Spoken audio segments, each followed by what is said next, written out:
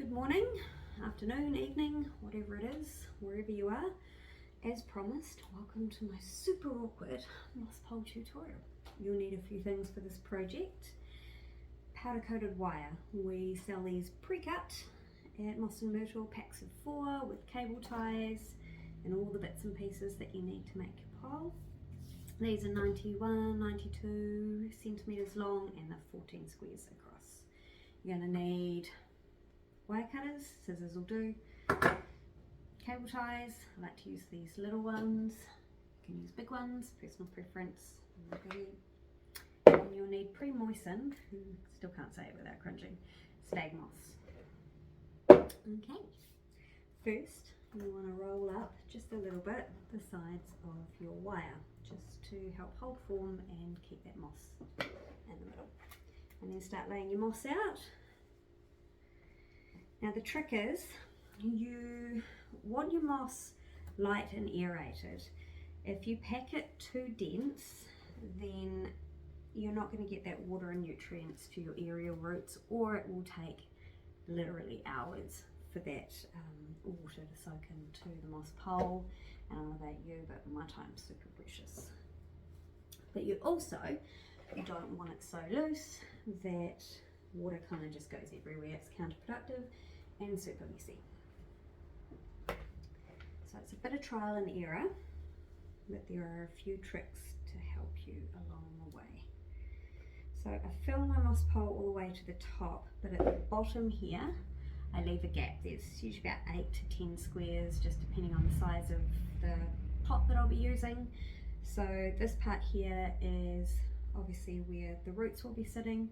I find if I put moss all the way to the end, that moss is wet, sitting around a root system, can run into things like root rot quite easily, and we're all trying to avoid that.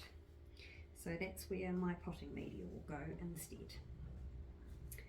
So then I start to take the side, the wire that's closest to me, and start kind of tucking that moss and kind of creating that cylinder shape. And tucking it in there and just rolling that wire around it. While you're doing this, you can actually feel where there is gaps that you'll just need to top up with moss. I feel like there's a bit too much down the bottom, it's a bit too dense. Tuck some in there. Take that all the way along. It's feeling pretty good. Now I've taken too much out of there. Alright, once you're happy with the amount of moss that's in there, take the other side of the wire and pull it towards you. I like to cross it over one lot of squares.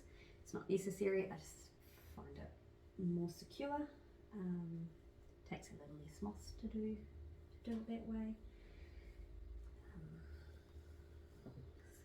Cross it all over, all the way down, and just kind of mould that shape. And then you're going to want to take a cable tie, find around about the middle. And I find if I stick my fingers down into the moss and kind of create a bit of a pocket, a bit of a groove, it's just easier to thread the cable tie. Chuck that in the middle.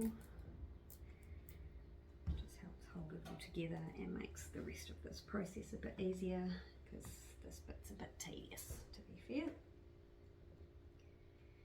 Once you've got the ends secured, I then put cable ties in about every 4 or 5 squares. Any more than that is unnecessary and it just takes up your resources. Any less than that and you might just find that the pole's not really as secure as it needs to be.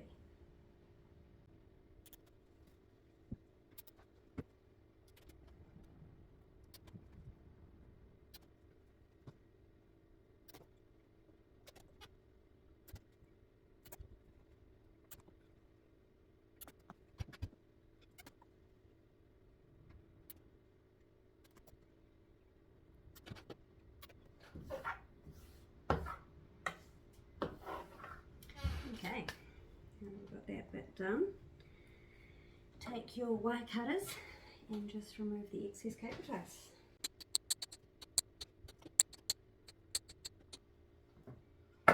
Okay, now you're just going to want to roll your pole.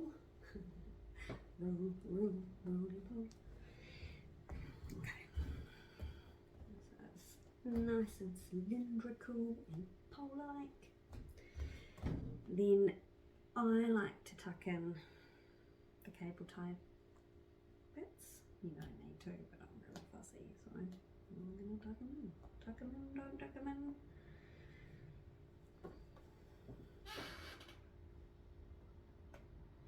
Right, now the end, while it's still wet, I like to create like a hole, a divot, while the moss is still wet, because this bit here is where your watering bottle is going to be upended and feed and water your pole. So there we have it. Ta-da! Magic stick for plants, yeah. So I'll do another couple of tutorials. I might do one for how you extend your moss pole, and also how to attach your plant to your moss pole and pot it up. Awesome.